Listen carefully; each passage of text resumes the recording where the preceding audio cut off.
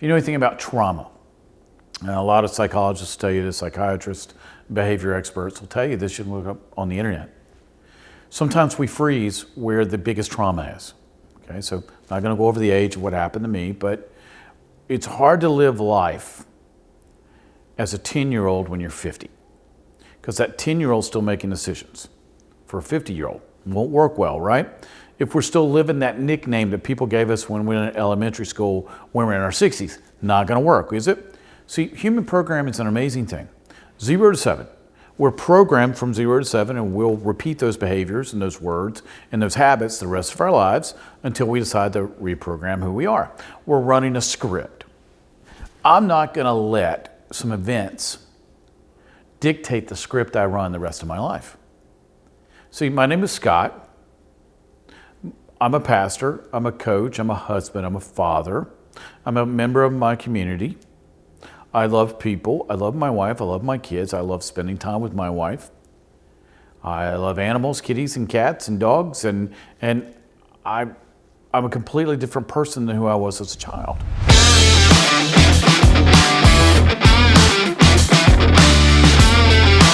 Hi, I'm Scot Ferrell. Welcome to What's Your Problem? Now, today's topic is, I get inundated with this one question, and I have a lot of experience in this one question. How do I get past being sexually abused, either as an adult or as a child? And unfortunately, I've got some personal experience with this one. So take a deep breath, get relaxed. It's a heavy topic, but we got to cover it. Why? If you look at the national average, now I looked up how many people have been sexually abused just in the U.S. And all the numbers are different. I look at one website, it's 400 and some odd thousand per year. I look at another site, it's 250,000 per year. I look at another site, they did an all job. All right, so let me do my own counting. I looked back at every girl I ever dated prior to being married to my wife. All right, so I've dated a little, 80% of all the women that I personally dated were sexually abused in some way by father, uncle, boyfriend, something, and they were all pre-16. All right, then I look at some of the people that contact me now in the last year. I've been contacted by another 90% of women that have been sexually abused. Okay, I work with people in the adult industry. Several of the people, again, I think it was 100% on that one, of people in the adult industry that I've worked with were sexually abused. All right, so it's pretty widespread. Now, it's not as widespread in the church as the media would like you think, because people are still people, Lucifer is still Lucifer is still Lucifer, and evil still happens. All right, so let's look at me. Can I get past my sexual abuse? Well, the answer is yes. I was sexually abused by a male and female. It led to a lot of years of not knowing who I was, who I liked sexually. I was confused. It took me down a dark road of drugs, alcohol, you name it, I tried it, I did it. Life of debauchery, it helped, but why? It wasn't just that, it's the fact that I didn't really have mom and dad parental aspect. There's a lot of things going on in my life. That was just one more thing that contributed to it. And the key is, can I get past it? Well, absolutely, absolutely. But one thing you have to understand is, it's not your fault. You didn't ask for this. Especially if you're a child. Hey, could you sexually abuse me, please, so it can ruin the rest of my life and I can make really bad decisions and marry the wrong people and die early? That's not what people do.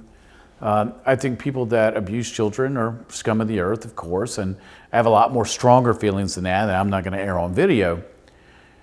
And I know what I went through personally, and I kept this a secret. I didn't tell my brother, my mom, dad, nobody. Both of my parents actually died not knowing. And I didn't actually tell my brother till about 2 years ago. Okay, we're in our, my brother's in his late 50s, I'm in my mid to late 50s. I never vocalized it, and these were things that happened as a child. Why didn't I tell him? Well, my dad's a pretty tough fellow. He would have killed everybody, and so my dad would have died in prison. I didn't want to discuss it, didn't want to talk about it. You probably understand that if you've been through this. I didn't really go seek help for it. I sought God for it, actually, and that was my counseling. Was God. The thing was, I knew that being sexually abused did not define who I was. It defined a moment in time, that is true, but it didn't define the rest of my life. I get to define, God gets to define the rest of my life. Now, people ask a lot of times, why would God let something like this happen to me? If he's an all-loving and knowing God, why would he let children be abused? Okay, good question. Get that one a lot. And I always ask people, if good exists, does evil exist? If bad exists, does good exist? If God's real, then Lucifer, Satan's real, right? So bad things happen because Lucifer, Satan, wants bad things to happen to God's creation. So things happen. Remember, we're the hands and feet of God, and people are the hands and feet of Lucifer. So you've got two competing factions here. And so Lucifer wants bad to happen on the earth, and God wants good, right? So the people, when like I was a big church goer, my family wasn't either, and the people that did this apparently weren't either. So we're all in Lucifer's camp, so to speak. So they did things that came natural to them. Now, does that make me angry sometimes? Yes. Did it hurt me? Yes. Did it cause a lot of problems? Yes. All true. But now, if I'm still hung up on that, whose fault is that? Again, and I'm a behavior guy. So every single thing that happens to a person I can trace back to, you. Yes, it happened to me, but I have to make a decision. Will I live in the past, or am I looking forward? Am I going to decide who I'm in through Christ and who I am now, or am I just going to keep living in that, wallowing in that? Because I'm not real big on a lot of support groups in a lot of ways because we're still talking about it. No, I'm talking about where I'm going, what I want, what God's going to do with me, what my life projection is, what my purpose is, what my plan is, what God's got me doing, where I'm going. See where I'm going with this? See, if you live in the past, you'll always live in the past. If you can see your future, paint your future, talk your future, you're going forward. The key is, what do you want? What do you want? I wanted a life free of the pain. I wanted the life that God always wanted for me. I wanted to use my skill set to help people, which is what I do now. I'm a consultant and coach for people, behavior. You got a problem, we fix it. It's that simple. And I wanted to get past all the pain because if I thought about it, if I dwelled on it, if I see a movie or I hear a song, it hurts for a second. Of course it does. I feel the same pain over the girl who broke my heart in high school. But what I do is I go, not that guy anymore. I'm not that age anymore. I'm this age, and this is who I am now, and this is who God has me as. This is where I'm going. This is what I'm doing. This is where I am now. If you know anything about trauma, and a lot of psychologists tell you this, psychiatrists, behavior experts will tell you this. You can look up on the internet. Sometimes we freeze where the biggest trauma is. Okay, so I'm not going to go over the age of what happened to me, but it's hard to live life as a 10-year-old when you're 50, because that 10-year-old's still making decisions. For a 50-year-old, it won't work well, right? If we're still living that nickname that people gave us when we were in elementary school, when we're in our 60s, not going to work, is it? See, human programming is an amazing thing. 0 to 7. We're programmed from 0 to 7, and we'll repeat those behaviors and those words and those habits the rest of our lives until we decide to reprogram who we are. We're running a script. I'm not going to let some events dictate the script I run the rest of my life. See, my name is Scott. I'm a pastor. I'm a coach. I'm a husband. I'm a father. I'm a member of my community. I love people. I love my wife. I love my kids. I love spending time with my wife. I love animals, kitties and cats and dogs. And I'm a completely different person than who I was as a child. So that's the guy I'm going to be every day when I get up. I'm not going to be the guy that was sexually abused. And one of the things that helped me get past this was I realized that God loved me. God did not do that to me. Lucifer did that to me. So you have to know where to assign who started the origin of this. It's not God, it's Lucifer. See, God loved me. He wanted me to be part of his family. He wanted me to be with his son. He wanted me to receive that resurrection power. He wanted me to go on and receive that blessing of Abraham and have a great life. See, when I realized that God loved me and Lucifer hated me and Lucifer wanted bad for my life and God wanted good, that was freeing. That allowed me to pick up the pieces and move on. And as a pastor, I get to help a lot of people do the same thing. Where do people normally go when they've got an issue in their life? Pastor. Now I tell everybody before they come see me, go see God first and come see me. What he tell you, then bring that to me. Or, as a pastor, a lot of times God will tell us. My parishioners think that I can see in their home sometimes. No, the Holy Spirit just tells me what's going on. But you got to make a decision. So if this has happened to you, and it looks like, let's on the light side, let's say 70% of the population have had this happen. Okay, so I know the numbers seem higher, but I don't always believe everything I see on rating scales. I'm going basically with what I've experienced with people. Let's say 70%. So 70% of the human population in the United States right now has received some form of sexual abuse. Now, I'm not saying harassment. Somebody didn't say, "Ooh, baby, you got that nice butt." That's not what I'm talking about. I'm talking about somebody that's penetrated you, played with one of your body parts, done something physical to you once or repeatedly. That's what I term as sexual abuse. All right, if that's happened to you, yeah, it hurts. It's very damaging. It can scar who you are. It can take away your self-concept, self-esteem. You don't understand who you are, where you're going, or what you've done. A lot of feelings are generated, and if you see a movie, sometimes it regenerates those, etc. Yes, all true. Now, you got to make a decision. Do I want this to define the rest of my life, or do I want to get past it? You always got to make a decision. Life's about decisions. You make decisions every single day. The average human has 20,000 to 70,000 thoughts a day, so you can imagine how many decisions you have to make. But I have a lot of people come to me and they're in their 40s and go, "Well, I was raped." Okay, you're in your 40s and that happened at 8. Is it time, because we're human, we can get past this, is it time to get past it, or do you want it to define you? See, I didn't want mine to define me because it doesn't have the right. Lucifer does not have the right to define who I am as an adult. Maybe he had plans for me as a child and hoped he could derail me, but didn't work. See, I defined myself through Christ, through Jesus, who says I am.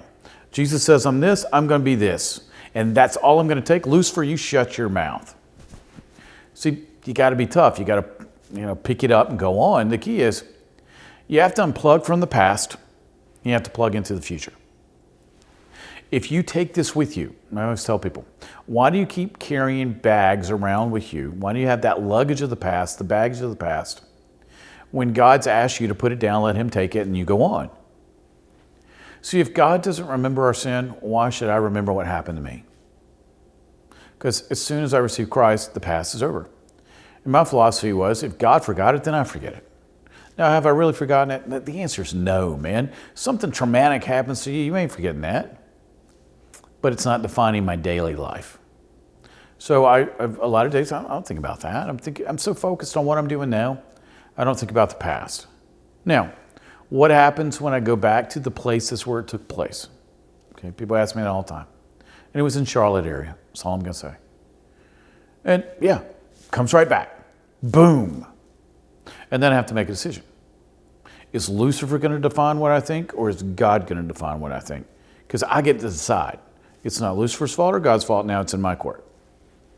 Nope, yes, that happened to me, it's not going to define me, I'm not going to think about it anymore, moving on. And now I do Bible studies all over the Charlotte area. So I go back. So what does Lucifer have an opportunity to do? I have an opportunity to relive those moments again every time I go in that vicinity. Or I can say, happened in the past, it's in the past, I'm moving forward. And not only that, Lucifer, I'm going to start helping people that also experience sexual abuse in their lives. See, I'm going to pay him back, but I'm going to pay him back differently.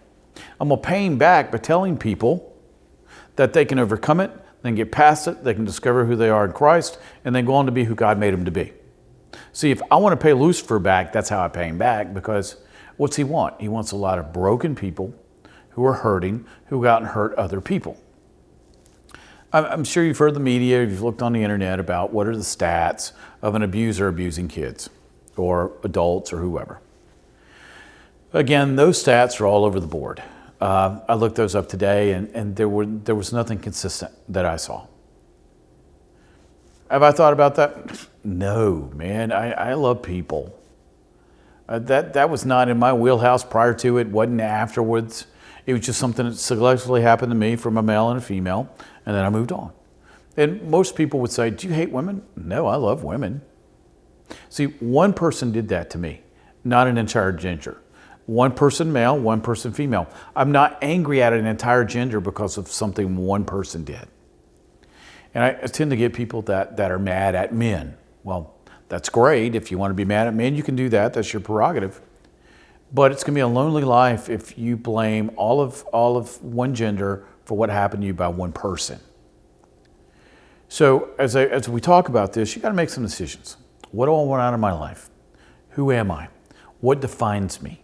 What do I want? Where do I want to go? Who do I want to be married to? How do I want to raise my kids? See, sexual abuse affects all those things. But you have to make a decision. I'm not going to allow a past event to dictate my future. It's where the rubber meets the road. Was it easy for me? I get this question all the time. It was necessary for me. I had to decide. Am I going to still feel the pain and not have successful relationships because of it? Or am I going to allow God to heal the pain and have successful relationships? See, I had to choose. I had to choose success or failure, because if you drag this with you, you're never going to have a successful relationship the rest of your life. That's a 100% of the time. But if you let it go and you allow God to heal you and you allow to forgive and you allow to go forward, you can have one of the best lives you've ever imagined. And you got to remember, since we went through it, we can go on and help other people get through it. No, we don't have to talk about what happened to us. We can talk about how to beat it. See, when I was a coach, I never went over how we lost. I went over how we can win.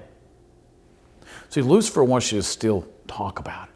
Talk about the past. I can keep living it. I can bring up those feelings. I can keep control over you. Or you can talk about what God's done for me, how He's healed me, where I'm going, what the future holds, what my talents are, what my purpose is, and what I'm going to do with it. See, it's all about what you're focused on, where you're going, and how you're going to decide each day is going to go. See, if you do that, you can beat anything. Now, you can use this formula for anything. Sexual abuse, weight, the fact that you got a bad grade in the third grade, the fact your mom and dad didn't love you, whatever it was. If you stay focused on where you're going, what you want, and stay self-disciplined enough to go after it, you can overcome anything. All right, if you have any questions, if you want resources and tips, go by the website, wppodcast.com. Now, if you want to email me, if you got a problem that you want me to talk about, that's great. Where do you think I get all these from? People stop me and go, hey man, can you talk about this? And I say, sure. The email is problem@wyppodcast.com. Also, hit subscribe. It's right there. Hit it. Do it now. Do it now before you forget. And share. Now, if you know somebody that's going through this, and if it's true, 70, 80, 90, 100%, depends on which stat you want to listen to, are experiencing this, have experienced this, or going through it, share this with them. Okay, so remember, what's your problem? Your problem becomes my problem, and together we're going to solve these problems, right? All right, so as I wrap this up, remember, your future's up to you. Don't let the past dictate it. You pick your future and then you go live it. All right, I'm Scot Ferrell. Thanks so much for being part of my day, allowing me to be part of yours, and I'll see you next time. Take care.